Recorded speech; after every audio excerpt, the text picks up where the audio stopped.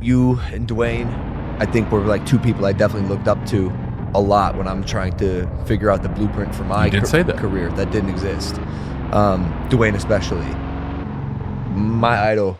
Dude's in his own universe. My hero. Like, in his own universe. Dent the universe. He was doing it. And to the highest degree. I wanted to be like Dwayne. So eventually, in the same way I met you today, one day I met Dwayne. He was just as cool in person as I thought he was on TV. He's awesome. Made content together, went mega viral, 70 million views, 50 million views. Linked up a couple times. Visited him on set of Ballers. Like, I would have considered us acquaintances, at least, you know. Kind of like me and Dua Lipa. Kind of like you and Dua Lipa. Maybe even closer, dude. I would say closer. Closer. I would say closer. We're just co-workers. He was just great. And then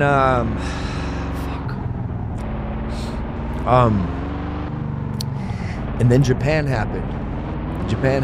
And you know, I could go into so much depth about my remorse and the place that I was in and the faults that I made at that time in my life. And I had to really rewire my brain and backtrack and ask myself, like, how I let that happen and what went wrong in my life where, like, I thought that was okay. And in that process, I did a lot of damage, and it wasn't something that was on the forefront of my mind. And I've had to do a tremendous amount of therapy and figure out, like, what happened in my life that was so traumatic or didn't happen where, that I did that.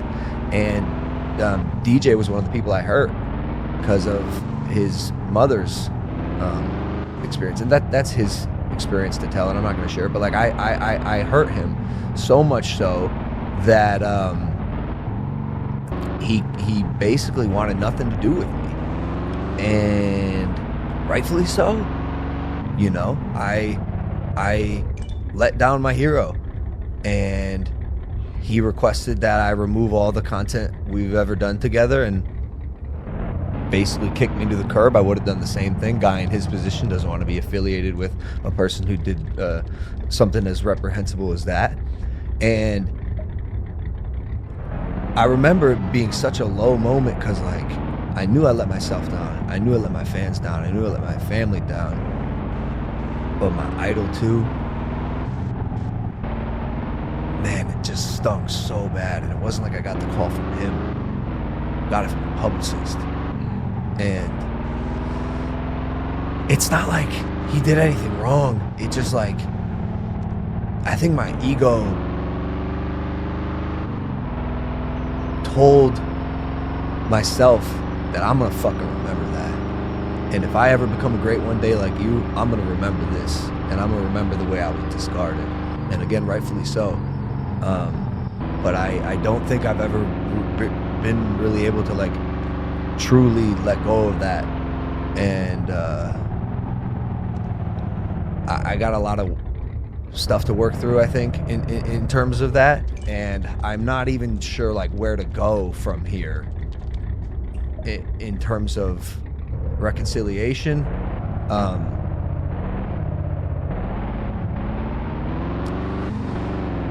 Yeah, I don't know, and we're kind of like swimming in the same world a little bit, you know, with the WWE, and I see him coming back here and there, and I know we're going to cross paths, and I just wonder how I'm going to handle it. If I may, with an anecdote, you told me a story earlier today about one of the toughest times in your recent life, where your fiance was put in a position that made her uncomfortable, made you uncomfortable by a certain human being, and you needed to keep your sanity about you and not let your emotions take over. Do you remember this story? What did you do? Forgave him. Okay. What I'm hearing is you made a poor decision, and you had to be accountable for that poor decision. You're not alone. We've all done that. And in the process, you were very hurt by someone that you cared about. And I see your lens, this is what I'm hearing. You understand that it might not have been as impactful for him as it was for you, but it really got to you. I'm not neither right or wrong. It's just my 2 cents. Take it or throw it back. I think it starts with your ability to forgive. And if you can get yourself to a place where you honestly can say, I forgive, then I think you can begin the foundation to move forward. You don't have to, I'm not saying forgiveness and forgetfulness are two different things.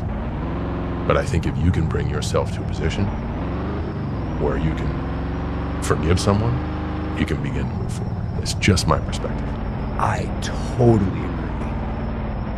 I think I have an ego problem. It's like Okay. kind of hard. I don't know why. It's like I don't know.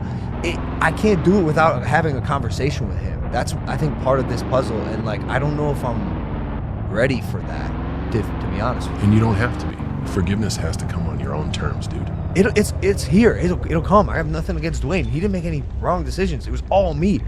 I think part of it is I fucking hate myself for letting him down. And it's like that anger that I have, even just against myself, was turned into this drive that I told myself I'm gonna be so successful that I don't need your approval or validation or acquaintanceship. I'm gonna do this on my own, with or without you by my side. Okay, that's very fair. But if you can say to me that you were hurt because you let him down, why can't you say that to him?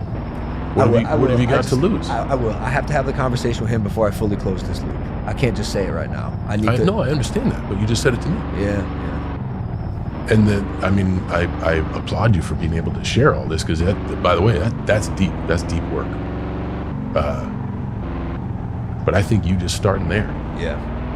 I was wrecked because I let you down, man. Yeah. That I don't mean to minimize Dwayne's role in the situation, but let's take him and substitute your dad or someone else that you look up to. Yeah.